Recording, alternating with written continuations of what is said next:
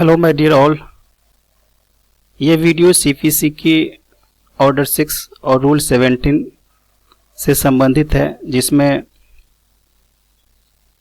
आप जो बात पत्र तैयार करते हैं या तो रिटन स्टेटमेंट जो कोर्ट में देते हैं और आपको संशोधन करने का या तो अपने अभिवचनों में कुछ बदलाव लाने को बताता है, इसी के बारे में बात करेंगे।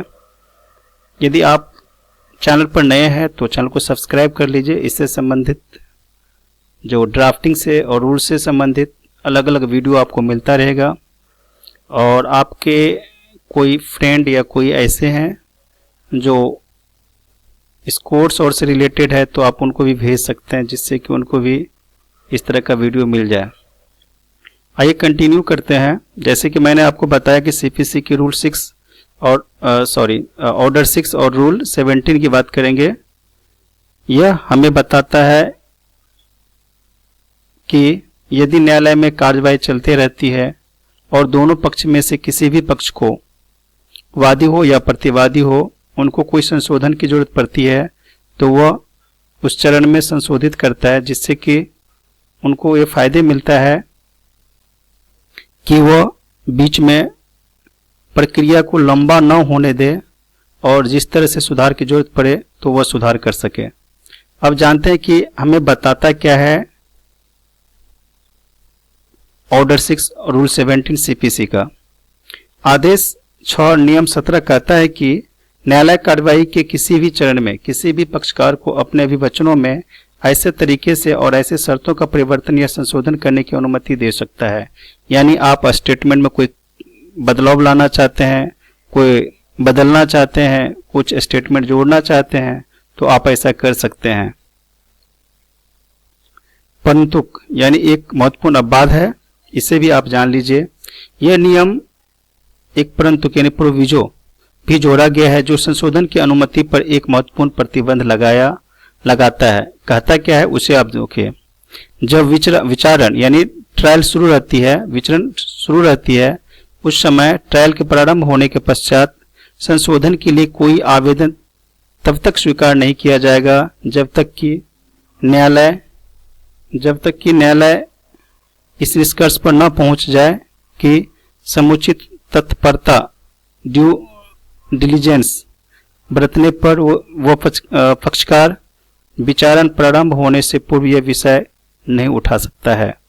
यानी आपको ध्यान में रखना होगा कि हम किस समय यदि कोई पिटीशन या स्टेटमेंट में कुछ जोड़ना चाहते हैं तो जोड़ें। ऐसे साफ साफ यहाँ बताया गया है कि एक बार मुकदमा यानी ट्रायल शुरू हो जाता है तो अभिवचनों में संशोधन के लिए यानी जो भी प्लीडिंग आपने डाला है उसमें संशोधन के लिए आवेदन आमतौर पर स्वीकार नहीं किया जाएगा जब तक कि आवेदन करने वाला पक्ष यह साबित न कर दे कि उचित सावधानी बरतने के बावजूद मुकदमे की शुरुआत से पहले उस संशोधन को नहीं कर सका था। आइए मुख्य बिंदु पर भी बात कर लेते हैं। संशोधन का उद्देश्य क्या रहता है? जब आप प्लीडिंग ऑलरेडी कर रहे हैं या तो स्टेटमेंट दे दिए हैं, बात पर दायर भी कर दिए हैं, उसका क्या मुख्य उद्देश्य होता है कि हम उसमें सुधार करें। इसका मुख्य उद्देश्य विवाद के वास्तविक प्रश्नों का निर्धारण करना, आवश्यक मुकदमेबाजी को कम करना है।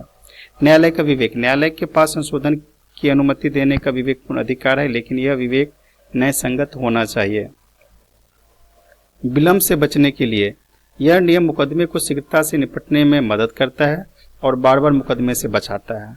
अब है कि विचारण के बाद यानी ट्रायल के बाद प्रतिबंध क्या हो जाता है। विचारण शुरू होने के बाद संशोधन की अनुमति देने में न्यायालय अधिक सतर्क रहता है और केवल असाधारण परिस्थितियों में ही ऐसा करता है।